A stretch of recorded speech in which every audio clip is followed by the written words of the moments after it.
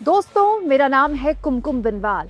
BJP के चाणक्य जो कभी गलती नहीं करते, बीजेपी के चाणक्य जिनके पास हर सवाल का जवाब होता है, जिनके पास हर समस्या का समाधान होता है, बीजेपी के चाणक्य जिन्होंने बीजेपी को कहां से कहां पहुंचा दिया। मैं बात कर रही हूं अमित शाह की। अमित शाह जो मोदी की परछाई माने जाते हैं, अमित शाह जिनके लिए कहा जाता है कि मोदी के मन में क्या है अमित शाह शक्ल देखकर पहचान सकते हैं, दोनों इतने वक्त से साथ रहे हैं। वो अमित शाह जिनमें शायद अब खुद नरेंद्र मोदी अपना उत्तराधिकारी के तौर पर उनको देखते होंगे। क्या वो अमित शाह एक ऐसी भूल कर गए हैं दोस्तों जिसका कोई यू टर्न नहीं है? क्या वो अमित शाह अपनी इस भूल की वजह से मोदी को, बीजेपी को एक राज्य हरवा सकते हैं? दोस्तों, अमित शाह इस वक्त सिलीगुड़ी में है, जिस वक्त मैं वीडियो रिकॉर्ड कर रही हूँ, पश्चिम बंगाल में वो एक कार्यक्रम में बोल रहे हैं। हैरानी इस बात की है कि ये उस समय हो रहा है जब संसद के अंदर और संसद के बाहर अमित शाह के लिए लगातार संग्राम मचा रहा।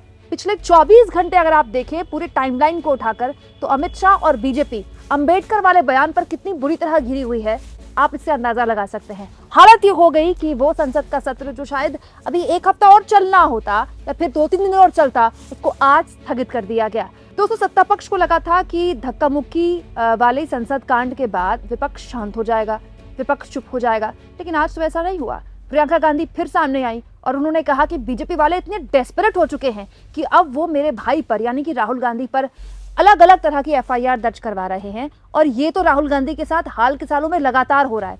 वैसे राहुल गांधी पर जो केसेस दर्ज किए हैं दोस्तों दिल्ली पुलिस ने बीजेपी की शिकायत पर, वो गंभीर तो हैं ही, लेकिन उससे गंभीर सवाल ये है कि क्या अमित शाह का ये बयान बीजेपी को भारी पड़ेगा? दोस्तों, दिल्ली में चुनाव है फरवरी में और दिल्ली में इस बार मामला बड़ा तगड़ा माना जा रहा है। अभी तक तो तगड़ा माना जा रहा है। अरविंद केजरीवाल को एज है, लेकिन अरविंद केजरीवाल दोस्तों इस समय 10 साल की एंटी इनकम्बेंसी से जूझ रहे हैं। एंड अरविंद केजरीवाल के लिए इतना आसान नहीं है 2014 और 2019 की तरह की, खास तौर पर 2019 के लोकसभा के बाद जो उन्होंने जीत दर्ज की थी, उस तरह की जीत वो दर्ज करें। लेकिन अरविंद केजरीवाल ने जिस तरह से अपने आप को वक्त से पहले तैयार कर लिया, वक्त से पहले उन्होंने टिकट बंटवारा भी कर दिया, सारी सीटों में उन्होंने उम्मीदवार भी घोषित कर दिए, ये बताता है कि अरविंद केजरीवाल सजग तो हैं, लेकिन वो ये भी जानते हैं कि इस बार बीजेपी उनके हाथ से चुनाव छीन सकती है, जैसा उसने महाराष्ट्र में किया, जैसा उसने हरियाणा में किया।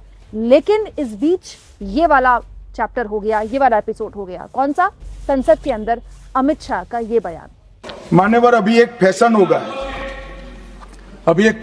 है आम्बेडकर आम्बेडकर आम्बेडकर आम्बेडकर आम्बेडकर आम्बेडकर। इतना नाम अगर भगवान का लेते तो 7 जन्मों तक स्वर्ग मिल जाता। अच्छी बात है ना? सुनिए तो। दोस्तों, अमित शाह ने अपने इस बयान के बाद भी एक बात बोली, लेकिन विपक्ष ने अमित शाह के इस बयान को पकड़ लिया और जबरदस्त तरीके से पूरा दिन कल और आज भी अमित शाह से माफी मांगने की डिमांड की गई। लेकिन सबसे आगे निकल गए अरविंद केजरीवाल। अरविंद केजरीवाल कल सड़क पर उतर गए। दोस्तों, अरविंद केजरीवाल ने तो बकायदा अंबेडकर का अपमान नहीं सहेगा हिंदुस्तान के नाम से उसी दिन सड़क पर उतरकर प्रदर्शन कर दिया जिस दिन ये मामला गरमाया हुआ था।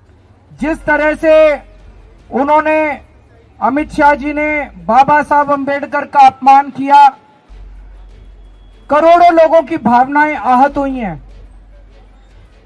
मैं खुद व्यक्तिगत तौर पे उनको अपना आदर्श मानता हूं, उनके बताए हुए रास्ते पे चलने की कोशिश करता हूं। जब भी कभी जीवन में मुझे कठिनाई महसूस होती है, उनकी जीवनी उठा के पढ़ लेता हूं। उनका संघर्ष हमें प्रेरणा देता है।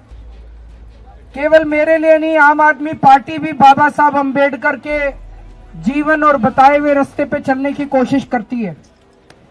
और मेरे जैसे करोड़ों लोग हैं जिनके आदर्श हैं बाबा साहब अंबेडकर, उन सभी करोड़ों लोगों की भावनाओं को आहत किया है अमित शाह जी ने। इसका मतलब दोस्तों, अरविंद केजरीवाल समझ रहे हैं कि ये मामला कितना सीरियस है और ये बीजेपी को किस लेवल पर डेंट कर सकता है। यकीन जानिए, आज वो पार्टियां जो बीजेपी के साथ खड़ी हुई है इस पूरी की पूरी कंट्रोवर्सी के बाद, खास तौर पर मैं बात कर रही हूँ नीतीश कुमार की, मैं बात कर रही हूँ चिराग पासवान की, आने वाले वक्त में बिहार चुनाव में उनको इसका परिणाम भुगतना पड़ेगा। क्योंकि अंबेडकर पिछड़ों के लिए, दलितों के लिए, आदिवासियों के लिए जो नाम है और जिस तरह से अंबेडकर से इस समाज के लोग जुड़ते हैं, आप कल्पना भी नहीं कर सकते किसी और नायक से जुड़ते हो। लेकिन दिल्ली का चुनाव क्या अरविंद केजरीवाल के लिए इस पूरी की पूरी कंट्रोवर्सी के बाद एक एज लेकर आया है? कहना जल्दबाजी होगी दोस्तों, क्योंकि दिल्ली के हालात अलग है दोस्तों। दिल्ली में बिल्कुल अलग तरह से वोट किया जाता है। दिल्ली की डेमोग्राफी अलग है। दिल्ली का जो वोटिंग पैटर्न है वो देश के बाकी राज्यों से अलग रहा है, क्योंकि यहाँ पर अर्बन, रूरल हर तरह का वोटर है। और दिल्ली का वोटर यूपी, बिहार और या फिर देश के दूसरे राज्यों से अलग तरह का वोट करता है। यहाँ पर लिटरेसी रेट भी अलग है। लेकिन इस बयान ने एक खास तबके को, अरविंद केजरीवाल या फिर कोई भी वो पार्टी जो कि बीजेपी को हरा सकती है, उसके लिए एक संजीवनी बूटी का काम कर दिया है। अब अरविंद केजरीवाल के ऊपर है कि वो इस बयान को किस तरह से इनकैश करते हैं। दोस्तों, मैं तो मानती हूँ कि केजरीवाल उन नेताओं में से हैं जो एक्चुअली में बीजेपी को बीजेपी की भाषा में टक्कर देते हैं। केवल अरविंद केजरीवाल का स्टाइल ऑफ पॉलिटिक्स ही है वो, जो कि मोदी को मोदी के तरीके से जवाब देता है। इसीलिए दोस्तों, मोदी जब अमित शाह को डिफेंड करने के लिए सामने आए थे, तब भी केजरीवाल ने उनके सामने सवाल खड़े कर दिए थे, ये कहते हुए कि कांग्रेस ने अगर अंबेडकर का अपमान किया तो क्या आप लोग भी करेंगे? यही नहीं, अरविंद केजरीवाल ने तो चिट्ठी लिख दी है। किनको? नीतीश कुमार को। अरविंद केजरीवाल ने नीतीश कुमार को चिट्ठी लिख दी कि आखिर आप ऐसे लोगों के साथ सरकार क्यों चला रहे हैं? आपकी बैसाखी की वजह से सरकार चल रही है जो अंबेडकर का अपमान करते हैं। जाहिर सी बात है दोस्तों, अरविंद केजरीवाल इसमें अपनी सियासी बढ़त, सियासी फायदे के तौर पर देख रहे हैं। इसीलिए संसद के अंदर, संसद के बाहर उनकी पार्टी इस पूरे के पूरे मामले में जबरदस्त तरीके से फायर है। लेकिन चाणक्य क्या सोच रहे होंगे? चाणक्य के मन में क्या होगा? यकीन जानिए, जिस तरह का ये मामला है ना दोस्तों, अगर आपको ये लगता है कि हेडलाइन खत्म हो गई तो मामला खत्म हो गया, ऐसा नहीं होता है। इस तरह के मामले रह रहकर जो खास इस तरह के मामलों से प्रभावित होने वाला वोटर है, उसके दिमाग में रहते हैं। हाँ, इसके लिए अब विपक्ष की भूमिका महत्वपूर्ण होगी कि क्या विपक्ष उतनी मजबूती से अपनी बात सोशल मीडिया के जरिए या फिर अपने कैंपेनिंग के जरिए रख पाता है जिस मजबूती से रखना चाहिए। बीजेपी के लिए इस समय एक जो अच्छी खबर है वो ये है कि फिलहाल तो दिल्ली को अगर छोड़ दें तो कोई बहुत बड़ा चुनाव है नहीं। अभी अगर बिहार में चुनाव है तो वो अगले साल के अंत में नवंबर में होना है।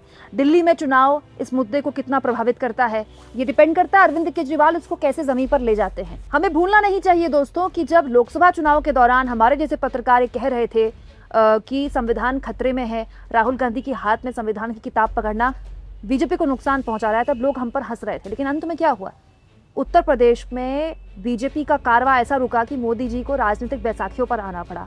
कहीं ऐसा ना हो दोस्तों कि बीजेपी वाले या बीजेपी के चाणक्य अगर ये सोच रहे हैं कि ये मामला भी रफा दफा हो जाएगा, हेडलाइन बननी बंद हो गई, न्यूज चैनल्स ने चलाना छोड़ दिया तो क्या फर्क पड़ता है, कहीं ऐसा ना हो कि ये सोच बीजेपी को भारी पड़ जाए। आपको क्या लगता है दोस्तों? कमेंट बॉक्स में जरूर लिखें और जितना हो सके चैनल को शेयर करें, सब्सक्राइब करें और थैंक्स और ज्वाइन के ऑप्शन से अगर आप चाहें तो कुछ आर्थिक मदद भी चैनल की जरूर करें।